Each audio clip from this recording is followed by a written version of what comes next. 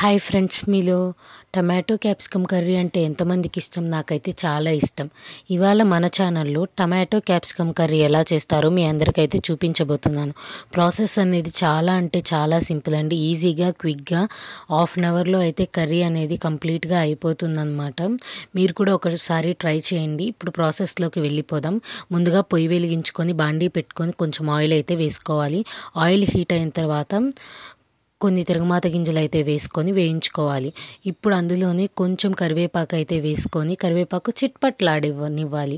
ఇప్పుడు అందులో సన్నగా తరిగిన ఉల్లిపాయలు అయితే వేసుకోవాలి. ఉల్లిపాయలు వేసుకొని ఉల్లిపాయల్ని బాగా గోల్డెన్ బ్రౌన్ కలర్ వచ్చేంత వరకు అయితే వేపుకోవాలి.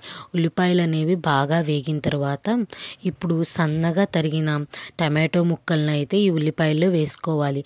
టమాటో ముక్కలు మనకి కర్రీకి ఎంత అవసరమో అన్న అయితే వేసుకోవాలి. మీరు కర్రీ ఎక్కువ చేయాలనుకుంటున్నారా? ఎక్కువ వేసుకోవచ్చు.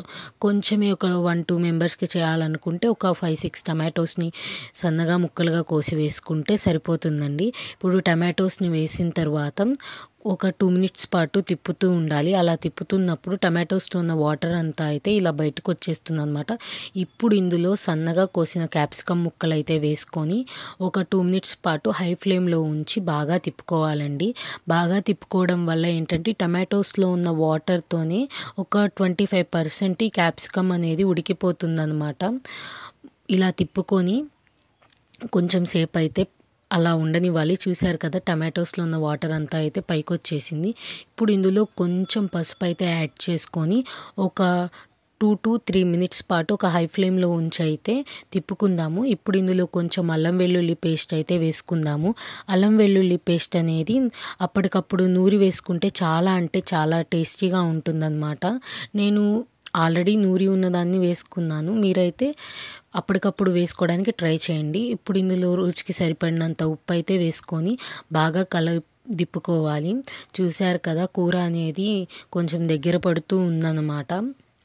ఇప్పుడు మీడియం ఫ్లేమ్లో ఉంచుకొని ఆ వాటర్తోనే అది ఉడికేంత వరకు చూడాలి. ఇప్పుడు వాటర్ అన్నీ ఇంకిపోయాయి కాబట్టి కొన్ని వాటర్ అయితే యాడ్ చేసుకుందాము. వాటర్ యాడ్ చేసుకొని తిప్పుకొని మూత అయితే పెట్టుకోవాలండి. మూత పెట్టుకుంటే ఆ ఆవిరికి కూర అనేది మగ్గుతుందన్నమాట. చూశారు కదా, కూర అనేది దగ్గరకు వస్తుంది. ఇప్పుడు మనకి ఎంత కారం కావాలో అంత కారం వేసుకొని 1-2 సార్లు తిప్పుకొని ఒక 10 మినిట్స్ పాటు ఉంచుకొని కట్టేసుకుంటే ఎంతో రుచికరమైన టమాటో క్యాప్సికమ్ కర్రీ అనేది రెడీ అయిపోతుంది. మీరు ట్రై చేసి నాకైతే కామెంట్ చేయండి. Thanks for watching.